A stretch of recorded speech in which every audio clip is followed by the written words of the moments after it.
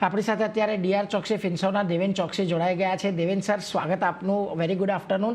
અને ખાસ કરીને સૌથી પહેલાં તો આરબીઆઈના રેટ કટ બાદ આખા બજારની અંદર જે આપણને ઉત્સાહ આવતો જોવા મળ્યો છે એ ઘણો મહત્વનો છે. કારણ કે જો ન માત્ર આપણે 5% એક ચર્ચા કરી રહ્યા હતા, એની સામે 0.5% એક કાપ આવ્યો, અને બીજું સરપ્રાઇઝ અહીંયા સીઆરઆરના રૂપમાં પણ આપણને આવતું દેખાયું કે 4% પરથી 3% પર લાવશે તબક્કાવાર 4 ટ્રાન્ચીસની અંદર.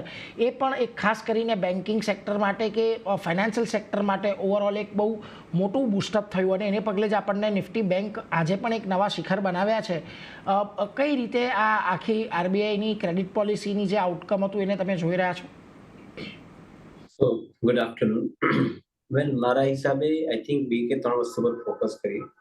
એક તરફ ઇમ્પોર્ટેડ ઇન્ફ્લેશન કન્ટ્રીની અંદર ઓછું થઈ રહ્યું છે, એને કારણે ડોમેસ્ટિક ઇન્ફ્લેશનની ઉપર એની પોઝિટિવ ઇમ્પેક્ટ છે. પછી એ ફૂડ પ્રોડક્ટ્સ હોય કે ઇન્ડસ્ટ્રીયલ પ્રોડક્ટ્સ હોય, અને એની સાથે સાથે જે વ્યાજના દરો ઘટવા માટે અને લિક્વિડિટી વધારે ઇન્ક્રીઝ કરવા માટે જે કારણો છે એ બી એક બહુ સુરક્ષિત કારણો છે. કારણ કે એક બાજુ કન્ટ્રીની અંદર ટેક્સ કલેક્શન વધીને આવી રહ્યું છે. આ વર્ષે જીએસટીના પહેલા 2 મહિનામાં જે ટેક્સના નંબર્સ છે એવું ઇન્ડિકેટ કરે છે કે લગભગ 15% એવરેજ ગ્રોથ આ વર્ષની અંદર ગયા વર્ષની કમ્પેરિઝનમાં આવવો જોઈએ ટેક્સ કલેક્શનની અંદર, કદાચ થોડોક વધારે આવશે. So which will surpass the expectation of the budget, એવું અમારું માનવું છે. એની સામે ગવર્મેન્ટ કોન્સ્ટન્ટલી નવા પૈસા ઇન્વેસ્ટ કરી રહી છે ઇન્ડસ્ટ્રીયલ એક્સપાન્શન્સ માટે, defence segment, railway segment included, along with the infrastructure segment કે જ્યાં આગળ બજેટરી એલોકેશન પણ 11 લાખ કરોડની ઉપર પ્રોવાઈડ કરવામાં આવ્યું છે.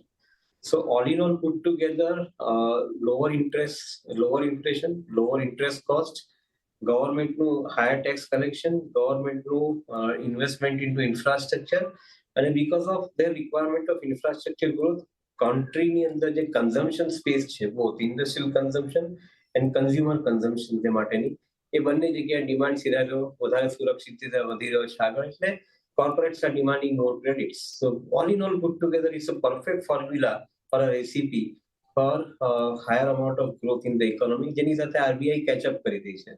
So the good point is that એ લોકોએ આ પરિસ્થિતિને ધ્યાનમાં રાખીને 0.5% રેટ ઘટાડ્યો, so that અને લિક્વિડિટી ઇન્ફ્યુઝ કરવા માટેના 4 ક્વાર્ટરના રોડમેપ મૂક્યા, so that અહીંયા આગળથી બેંકો લિક્વિડિટી ફર્ધર પુશ કરે ઇન્ટરેસ્ટ રેટ ઘટાડીને, અને એને કારણે કોર્પોરેટ સેક્ટર અને ગવર્મેન્ટ સેક્ટરની અંદર જે સ્પેન્ડિંગ છે એ સ્પેન્ડિંગના આગળ ફર્ધર પુશ મળે. So it's a good formula. I think the entire economy wheel is rolling now, એવું આપણે કહી શકીએ. એટલે જુઓ, આખા એક અર્થતંત્રની અંદર ચક્ર ગતિમાન કરવાનું કામ ખાસ કરીને આરબીઆઈએ કર્યું છે ગયા શુક્રવારે, એટલે એના પર એક ફોકસ રહેશે. પરંતુ દેવેન સર, આપણે શુક્રવારે પણ જોયું હતું, આજે પણ જોઈ રહ્યા છીએ કે આજે રેટ કટ છે જે આવ્યો છે, જે સીઆરઆર કટ આવ્યો છે, એની બહુ મોટી ઇફેક્ટ આપણને એક આખા મોટા સેગમેન્ટ પર દેખાશે, અને એ છે રિયલ એસ્ટેટનું સેગમેન્ટ. ઘણા બધા રિપોર્ટ્સ પણ આપણને શુક્રવારે આવતા દેખાયા કે આનાથી ન માત્ર જે હોમ લોન માટેની સરળતા માંગ છે એ વધતી દેખાશે, પરંતુ ડેવલપર ફાઇનાન્સ પણ અહીંયાથી કદાચ આપણને વધતું દેખાઈ શકે, અને અફોર્ડેબલ સેગમેન્ટ કે જે ઘણા વખતથી થોડુંક સુસ્ત પડ્યું હતું ત્યાં એક વખત ડિમાન્ડ પાછી આવે એવી ઇન્ડસ્ટ્રીને એક અપેક્ષા છે. બીજી તરફ આજે આપણે જોઈ રહ્યા છીએ કે હાઉસિંગ ફાઇનાન્સ કંપનીઓમાં પણ એક ફરી પાછી નવી તેજી એડ થઈ છે. એ જ અપેક્ષાએ કે આ રેટ કટથી કદાચ આપણને હોમ લોનની ડિમાન્ડ ફરી પાછી એક વખત વધતી દેખાય. લાગે છે તમને આ સેગમેન્ટ આખું થોડું વધારે ફોકસમાં રહેશે આ રેટ કટ આવ્યા બાદ? In fact I think good point. કારણ કે તમે ખાલી દરેક પોકેટ્સ જ જોવા જાઓ, સિટી લાઈક મુંબઈ જોવા જાઓ, તો મુંબઈ જેવી સિટીની અંદર લગભગ 30,000 નવા બિલ્ડિંગો આવનારા 25 વર્ષમાં કન્સ્ટ્રક્ટ થશે, એવું એક અનુમાન રાખીને કરી શકાય. વિચ મીન્સ કે એક્ઝિસ્ટિંગ જે ડેવલપમેન્ટ છે એની અંદર રીડેવલપમેન્ટ લગભગ 30,000 બિલ્ડિંગો આપણે જોઈ રહ્યા છે. નવો લેન્ડ એરિયા એડ નથી થતો, પણ સેમ લેન્ડ એરિયાની ઉપર new developments are happening. Similarly તમે જોશો તો I think rest of the places in the country also કે જ્યાં જ્યાં ડેવલપમેન્ટ વધતા જાય છે, tier 2, tier 3 cities included, because of variety of activities, including infrastructure growth, including the travel and tourism activity, etc. મારા હિસાબે આઈ થિંક ઓવરઓલ કન્સ્ટ્રક્શનની demand, overall real એસ્ટેટની demand, overall real estate housing ફાઇનાન્સની demand સાથે સાથે developer ફાઇનાન્સની demand અહીંયા આગળ વધતી જશે. અને જો એ રોડમેપ આવનારા 10 થી 15 થી 25 વર્ષ માટે સુરક્ષિત દેખાતો હોય તો જે કંપની પાસે એક મોટી ક્ષમતા છે એક્ઝિક્યુટ કરવાની અને ગ્રોથ પ્રોડ્યુસ કરવાની, એ લોકો માટેનો ટાઈમ ડેફિનેટલી સારો રહ્યો છે ડાયરેક્શનલી. ઇન્ડિવિજ્યુઅલી ઘણી કંપનીઓ પોટેન્શિયલી સારી દેખાય છે, પણ બધાના વેલ્યુ અને વેલ્યુએશન્સ અત્યારના ફૂલી રિફ્લેક્ટેડ થઈ રહ્યા છે માર્કેટની અંદર. સો એ જરા થોડો કન્સર્નિંગ પોઈન્ટ છે કે ઇમિડિયેટ ટર્મ્સની અંદર બાર્ગેન નથી. ઇમિડિયેટ ટર્મની અંદર everything is fully price it looks like. એટલે અનલેસ તમને કોઈ બાર્ગેન ઓપોર્ચ્યુનિટી મળે, આઈ થિંક માર્કેટની અંદર કદાચ વેઇટિંગ પીરિયડ થોડોક આવી શકે આ સ્પેસમાં પણ. ધો the potential and the growth definitely looks I think very very impressive. એટલે જો ગ્રોથની દ્રષ્ટિએ આખું જે પોકેટ છે ઘણું થોડું ઇન્ટરેસ્ટિંગ બનતું દેખાઈ રહ્યું છે. અને વ્યાજદર કાપ બાદ કદાચ અહીંયા આપણને એક બાર્ગેન પાવર લોકોના હાથમાં આવે એવી પણ એક અપેક્ષા છે. પરંતુ દેવેન સર, આપણે બીજી પણ એક ચર્ચા ખાસ કરીને રેટ કટ બાદ એક જે આપણને જોવા મળી, સાંભળવા મળી, ચર્ચા કરતા જોવા મળી કે અત્યાર સુધી જે આપણે જોઈ રહ્યા હતા કેપેક્સ પરનો ખર્ચ સરકાર ઇન્ક્રિમેન્ટલી વધારી રહી છે, પરંતુ હંમેશા સરકાર તરફથી પણ આપણે ક્યારેક એ ચિંતા જોઈ છે કે પ્રાઇવેટ સેક્ટરનું કેપેક્સ હજી એટલું આવ્યું નથી. જો આપણે 2025માં બેઠા છે, ડિસેમ્બર 2024 સુધી આપણે જે વ્યાજદર જોયા હતા ત્યાંથી તો અત્યારે લગભગ આપણે ઓલમોસ્ટ 1%નો એક કટ આવી ગયો છે, 2 ક્વાર્ટર પોઈન્ટના ને 1/2 નો આવ્યો છે. એટલા માટે લાગે છે આનાથી હવે પ્રાઇવેટ કેપેક્સ છે એને પણ થોડુંક બૂસ્ટ મળવું જોઈએ આ રેટ કટ બાદ. એકચ્યુઅલી અમે લોકો જે કોર્પોરેટ બેલેન્સ શીટ જોઈએ છે અને કંપનીઓના મેનેજમેન્ટ સાથે ચર્ચા કરીએ છીએ અને સાથે સાથે એ લોકોના પ્રોફિટ્સ ક્યાં રીઇન્વેસ્ટ થાય છે એનું અમે જે ઓબ્ઝર્વેશન કરે છે, એના પરથી અમને લોકોને એક બહુ સીધો આઉટકમ દેખાય છે કે most of the companies which are generating cash they are deploying cash back into the growth. કોઈ બી કંપની પૈસા બેલેન્સ શીટમાંથી બહાર કાઢી નથી રહી કે પૈસા બીજા કોઈ ડિરેક્શનમાં વાપરી નથી રહી. સો એ બહુ ફંડામેન્ટલી સ્ટ્રોંગ પોઈન્ટ છે.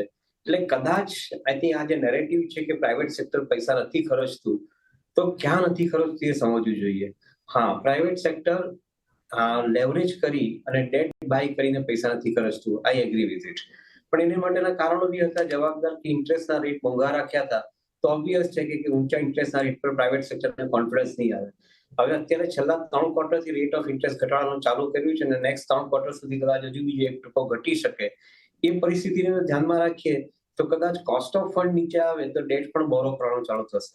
પણ એક વસ્તુ ચોક્કસ છે, તમે નિફ્ટી 50 કંપની કાઢીને જોઈ લો કે નિફ્ટી 500 કંપનીને કાઢીને જોઈ લો, દરેક કંપનીની અંદર પ્રોફિટ રીઇન્વેસ્ટમેન્ટ થતો જાય છે, બ્રાઉનફિલ્ડ અને ગ્રીનફિલ્ડ ઇન્ક્લુડેડ એક્સપાન્શનની અંદર. At the same time I think what we are observing is કે આ બધી કંપનીઓ ડેટ લેવા માટે રેઝિસ્ટ કરી રહી છે. લોકો ડેટ નવું નથી લઈ રહ્યા, which means there is a significant amount of high expectations from the debt funding કે કોસ્ટ ઓફ ફંડિંગ નીચે આવી જોઈએ. હવે જ્યાં સુધી નીચે નહીં હશે ત્યાંથી ડેટ ફંડ નહીં થઈ શકે અને ક્રેઝી એક્સપાન્શનની જે આપણે વાત કરી છે તો થવાનું નથી દેખાતું. Corporates are very mature today, they are very prudent about I think their investment philosophy. So મારું એવું માનવું છે કે એક્સપાન્શન થઈ રહ્યું છે ઇકોનોમીની અંદર. Maybe at some point of time I will be presenting the data along with કે કેટલા પૈસા ફ્રી કેશ ફ્લોની સામે જનરેટ થયા અને કેટલા પૈસા ઇકોનોમીમાં ડિપ્લોય થયા છે.